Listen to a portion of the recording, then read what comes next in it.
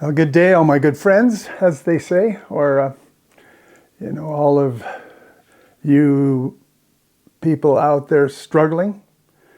And as we all struggle, everybody struggles. So good day to you. This video is about choice, having choices. And it's targeted to a lot of people who are living off very meager amounts of money, especially single widows and widowers and people who, by no choice of their own, have found themselves in a situation where they don't have a lot of money to pay expenses and to live their life and live it in comfort. This is a video about alternatives. I'm given 3 alternatives in this video. One is actually comes via another channel and a place he has, Hermit's Rest. And he actually bought some land, and it's been a while, and moved a small trailer on it. He's done some work to it, and he did all of that on $640 a month.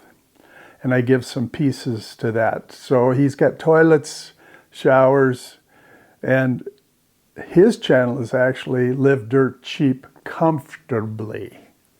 It's not like Bob, who says you give up comfort when you have freedom, which I still can't wrap my head around how he thinks it's freedom to live in a van. Well, some of it comes out about not working. But many people living out there need the work. They travel and do Amazon or sugar beets. So that first one is thanks to Dirt Cheap Living Comfortably on YouTube.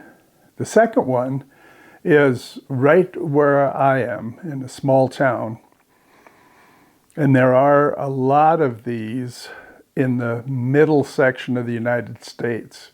When you see some of these figures, $2,000, $3,000 rent for a studio or a 1-bedroom, that's in high cost of living areas. California, Hawaii, New York.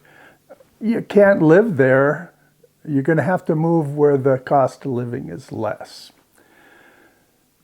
So alternate solution 2 is move to a small town in middle America where the cost of living is like half or less than half of those Californians, Arizonans, etc. And 3 is, and I've done this and my son's currently doing it, is being an expat, most commonly in Mexico. And in Mexico, their healthcare is like stellar. I have a lot of friends that go down there for everything from glasses, dental. I personally have gone down there for physicians. It blew me away to see the hospital in Tijuana. I mean, it looks like Mayo Clinic. So those are just 3. The dirt cheap living with comfort, the small town living, middle America, and if you can find, and they are out there, small towns that actually have a Walmart there. Walmart pays $18 an hour.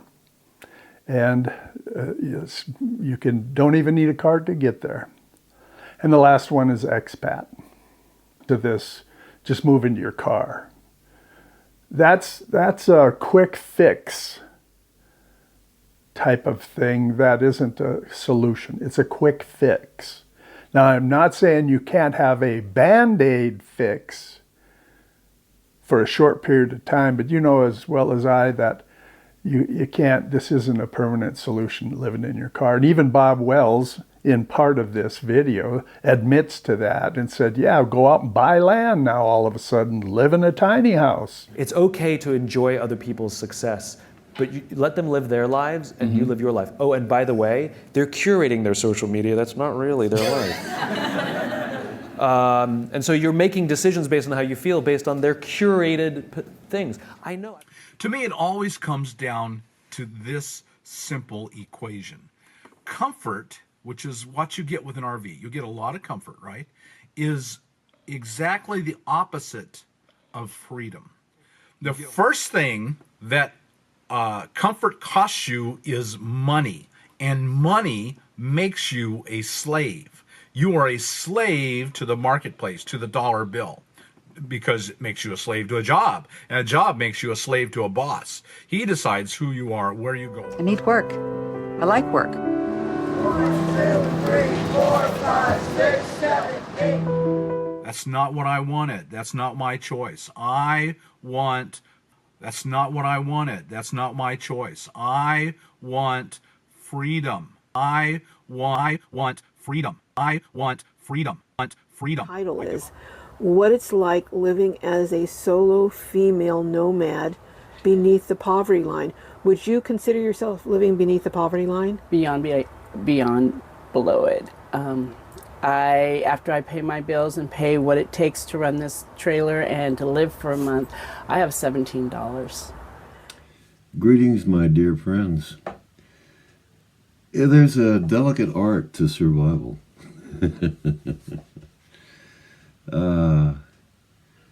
And by that I mean, it's not just about living dirt cheap comfortably, which a lot of people take as, building a little hermitage like this, off-grid, living cheaply and being comfortable physically. So it's always this balancing act. Will I have more freedom or will I have more comfort?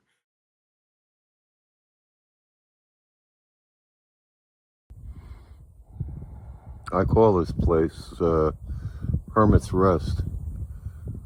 I came here and built this place in 1997, and I've lived here full time ever since. It's in my high desert Arizona mountain wilderness, and my monthly income was $640 a month. I had $2,000 in the bank.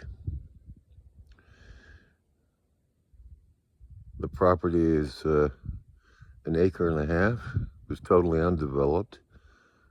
And I bought it for $100 down and $75 a month for 8 years.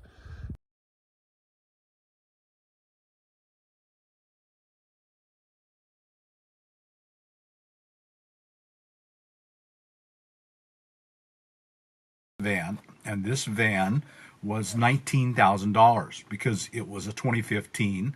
I bought it in February of 2017, so it's only a year and a half old.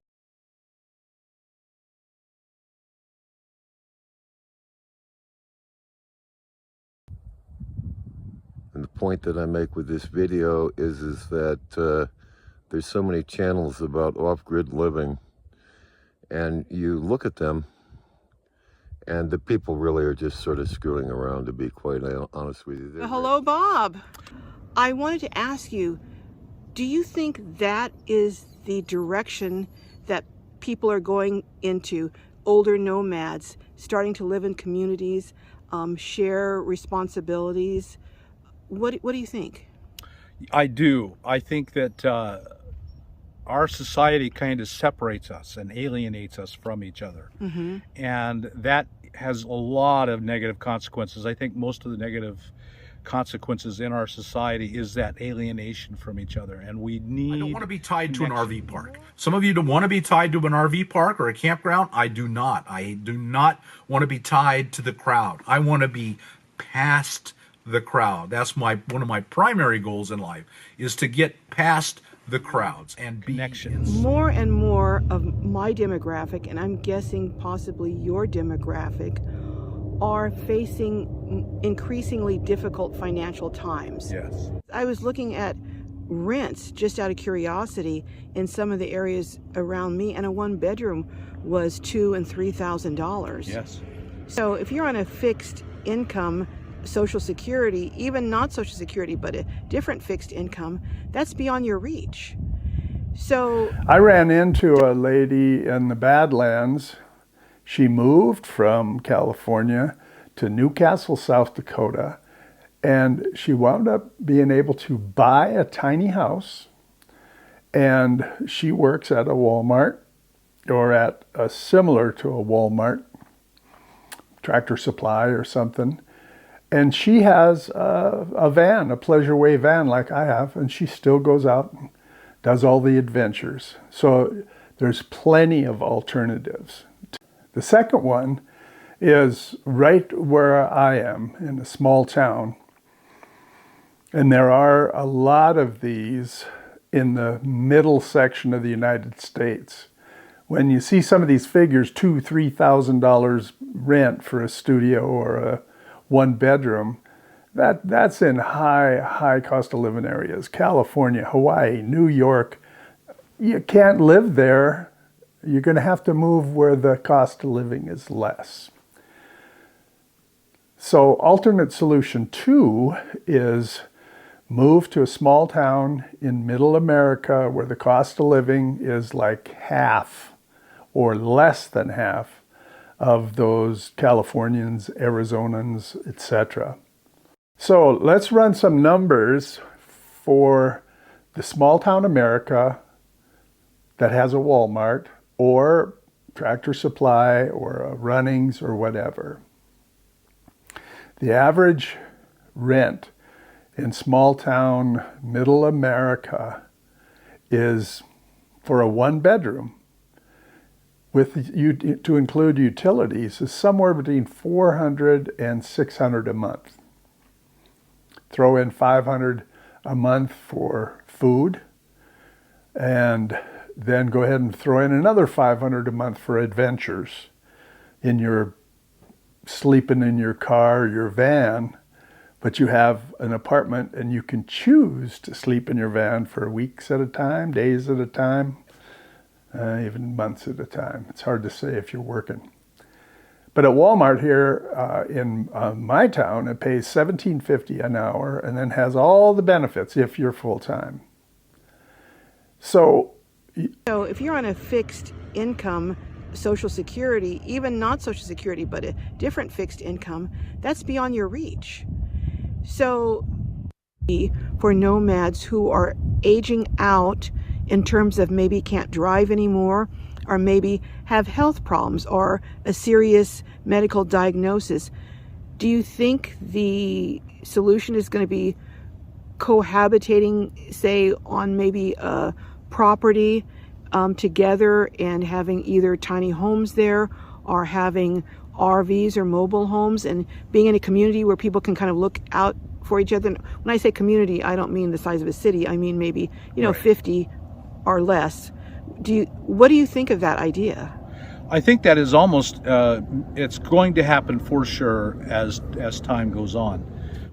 I'm a big believer in the science of climate change, and I believe that very soon, decades even, less than 1 decade, we will be a society of climate refugees.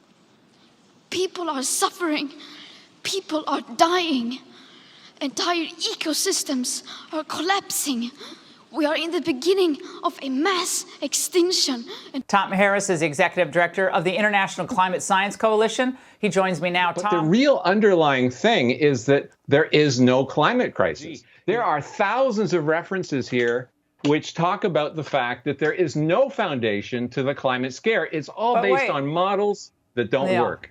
Until then, yes, I agree 100% that if you can get a few people to go together, and in Arizona in particular, there's a lot of land where you can buy 40 acres for less than $40,000, less than $1,000 an acre, and 40 acres will hold 100 people. Oh yeah, easily. I'm going to do a little bit more on tiny homes, and I'd love to see that. Yeah, because I am going to encourage more and more people to buy land. They're not opposites. They feel like they're opposites, being a nomad and owning land, but I just see them as going together so well. No, it's the mindset of having independence. It's okay to enjoy other people's success, but you let them live their lives and you live your life. Oh, and by the way, they're curating their social media. That's not really their life. And so you're making decisions based on how you feel, based on their curated things. I know.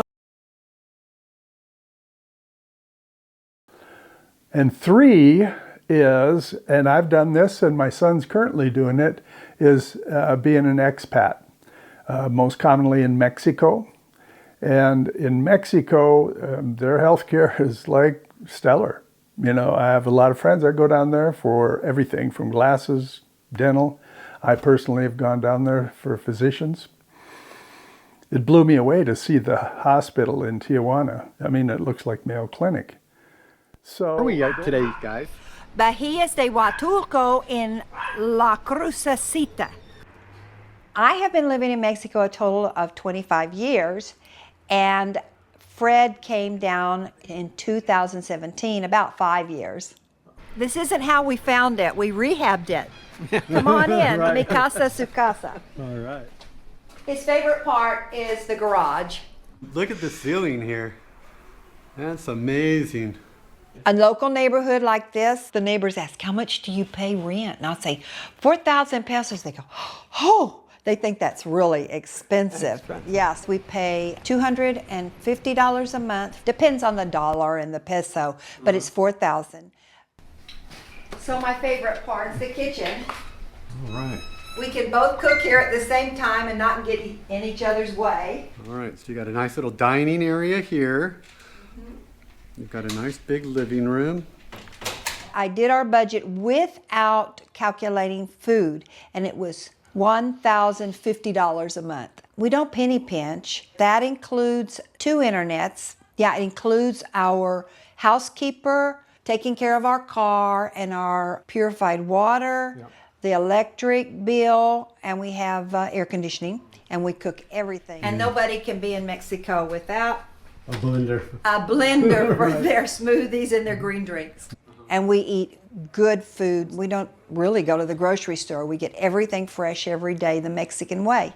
There's so many fruits and vegetables, you do need to have a lot of refrigerated area. And we actually peel a lot of things every day for fresh food, put them in bags and keep them in the freezer until the trash comes. We spend 10,000 pesos, $500, but that's eating really healthy food. For 2 people, our green drinks, our smoothies, the best of fruits. Fresh fish is brought to us. but there are others. I have a good friend. She's actually from Honduras, and she lives in San Diego and pays those big rents, but most of the time she is babysitting very rich people's houses. $300 a day to babysit the house, take care of the dog, feed the dog and cat, and make sure things are right, and the pool man comes around, the rest of it. $300 a day. And when in between her gigs, she still has a place, 2-bedroom, and she pays the high price, but she makes plenty of money to do it, being a house sitter. And there's plenty other ones. You know, if you want to live in a car with no comfort, travel around to find work, more power to you. But I don't know. I think there's a lot of people that would rather have a different solution. So just think through it. I'm not trying to say any one of these is right for you. I'm just saying some solutions, because there's too much madness out there and people thinking that life should be the way they think it. And that's Bob and others, you know. And, you know, we all have a tendency to do that, but this is about choices.